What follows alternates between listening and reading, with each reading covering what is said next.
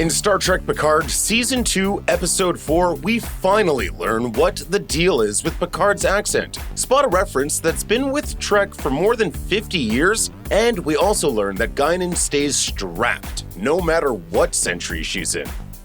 In the fourth episode, Watcher, Picard and Jurati leave the confines of the La Sirena and head to the Picard Chateau in 2024. Oh dear. So Chateau Picard is abandoned in this era. Nearly a century at this point. The former Enterprise captain explains that at this point in history, nearly 400 years in the past, the Picard vineyard has been abandoned for generations, and it will be decades before the Picards return to occupy it once again. While giving Jurati a brief tour, Picard finally resolves the debate regarding his backstory that has raged among Trekkies for more than 3 decades. According to Picard, during the Second World War, Nazis occupying France used his family's chateau as a base of operations. His family only survived, he says, when they fled into the underground tunnels. From there, the family escaped across the English Channel to the United Kingdom. This is a long-awaited explanation as to why Jean-Luc Picard, a Frenchman, is played by the English actor Patrick Stewart with no discernible French accent. It sounds like after arriving in the United Kingdom, the Picards assimilated into English culture, keeping their British accents even after returning to France more than a century later. Having brought the Borg Queen aboard the La Sirena to help guide them back in time, Picard and his crew once again rely on her for interdimensional knowledge. The Borg Queen claims to know the location of the Watcher, a being with awareness of other timelines which might be able to help them. However, to access the information, Jurati needs to be partially assimilated. It's a risky procedure, but she convinces Picard it's the only way. They get some of the information they need, but much of it is scrambled in Jurati's head. While Picard gives her a tour of his family's French chateau, Jurati begins subconsciously fixating on the number 15. Picard points out that while in the chateau's library, she moves 15 beads on an abacus, selects the 15th volume of an encyclopedia, and picks up a bottle of Pinot Noir from 1915. This seems to indicate that there's some information rattling around in her subconscious, something Picard would recognize because he's seen this sort of thing before.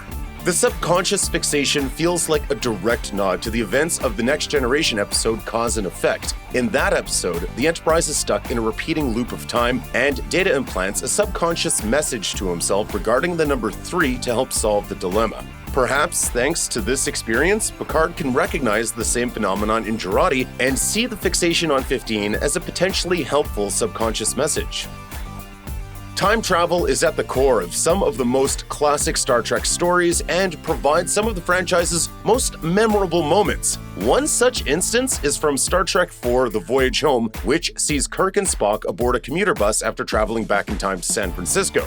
There, a large Mohawk sporting punk is carrying a boombox and blaring loud music, specifically the song I Hate You, written and performed by Star Trek producer Kirk Thatcher. Annoyed by the crass music and cacophony of disruptive noise, Kirk asks the punk to turn it down, only to be met with a middle finger. Seeing no other choice, Spock reaches forward and gives the man a Vulcan neck pinch, knocking him unconscious and turning off the music. In the Picard episode Watcher, we get a repeat of this scene, but with far different results. While Seven and Raffi travel on a similar commuter bus in Los Angeles, another Mohawked punk carries a boombox playing a slightly altered new version of the same song, I Still Hate You.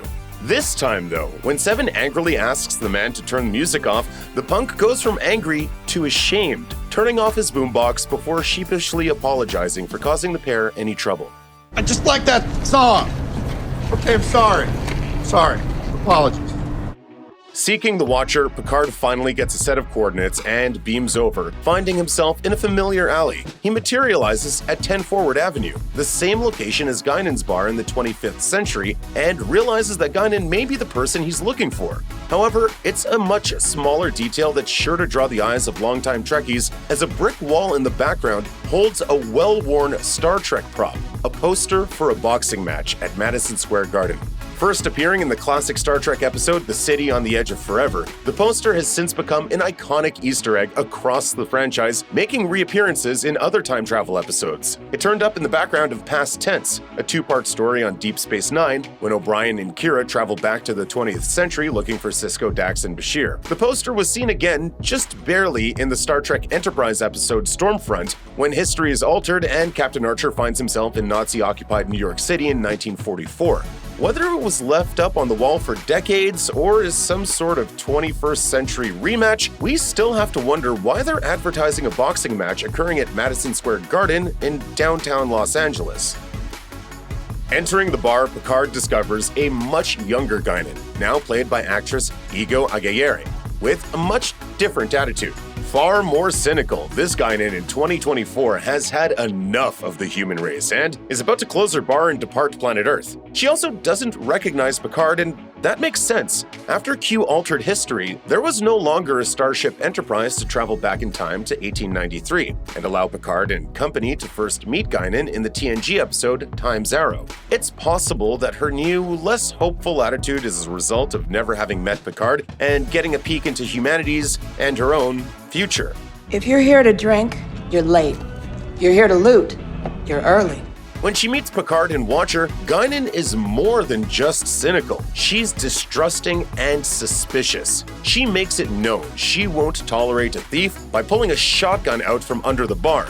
This should come as no surprise to fans of The Next Generation, who will remember that Guinan is known for keeping a powerful firearm at her side.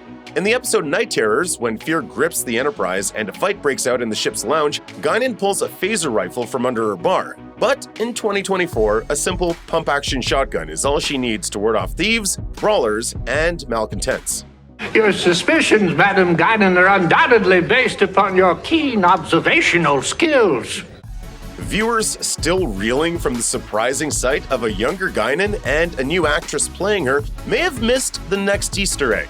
Walking through the streets of downtown LA, Guinan is headed to donate some items from her bar, which she has decided to close down before she leaves the planet. She and Picard stop at a tent labeled 21st Street Mission Donation Center, where they drop off Guinan's donations to benefit the less fortunate. Of course, the 21st Street Mission is nothing new in Star Trek, as it was previously seen in the episode City on the Edge of Forever. When Kirk and Spock travel back to 1930s New York, they're aided by Edith Keeler, who runs the 21st Street Mission, a homeless shelter that houses, feeds, and clothes those in need. Excuse me, miss. Where are we? You're in the 21st Street Mission. At the tail end of the fourth episode, Watcher, we find Q sitting at a table outdoors reading a copy of a contemporary newspaper, the Los Angeles Times. In this version of 2024, it seems the world has the same issues as the real world in 2022, with one headline noting that Brynner fights unionization. The headline is a reference to Chris Brynner, the wealthy magnate from the Star Trek Deep Space Nine time travel episode Past Tense. There, he appeared as something of a cross between Bill Gates and Rupert Murdoch. Brynner is the owner and CEO of a tech conglomerate called Brynner Information Systems, and wields political influence through the several network channels he controls. While he presents himself as an elitist, he seems genuinely good-hearted and helps Dax locate her friends in the Sanctuary District, even coming to question the ethics of his time. However, the headline of the paper held by Q reveals that Brynner is now anti-union, suggesting that he has more in common with the corporate ethics of his era than we previously thought. As Q sits at an outdoor dining area reading the Los Angeles Times, a young woman comes walking out of the NASA facility where they are preparing for the upcoming spaceflight mission to Europa. The building is marked conspicuously as the Jackson Roykirk Plaza, which at first might seem like the name of a real-life landmark in Los Angeles. However, fans of Star Trek, the original series, will spot the name right away as a reference to a character mentioned in the episode The Changeling. In that episode, Captain Kirk and the Enterprise encounter a long-lost Earth space probe called Nomad that was launched in 2002. The probe, which was designed by a brilliant 21st century scientist named Jackson Roykirk, was piloted by an artificial intelligence given a mission to seek out new life in the galaxy. Unfortunately, the probe's logic systems identified the aliens it encountered as imperfect and turned against them. This is the creator of Nomad, perhaps the most brilliant though erratic scientist of his time. It seems that, in the fictional 2024 scene on Picard, Roykirk is still remembered as one of the space agency's leading minds. Whether he is still alive and working for them in his later years, or the plaza was named as a memorial to him after his death, remains unknown. Speaking of that last scene, it's not just any book the woman is leafing through. It's a book titled The Pallid Son by author Tracy Torme. A sharp eye will note that the book cover is adorned with the banner A Dixon Hill Mystery.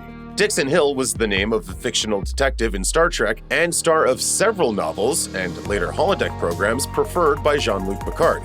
First mentioned in The Next Generation, Dixon Hill has been referenced over the years in episodes of Enterprise and Voyager as well. I think that your marvelous mind is trying to tell us something. Look at you, Dixon Hill. The book's fictional author, Tracy Torme, is named after the real-life writer of the Next Generation episode that the detective series first appeared in, The Big Goodbye. Ready for San Francisco, Mr. Whalen? More than ready, sir. Check out one of our newest videos right here. Plus, even more Looper videos about your favorite movies and TV shows are coming soon. Subscribe to our YouTube channel and hit the bell so you don't miss a single one.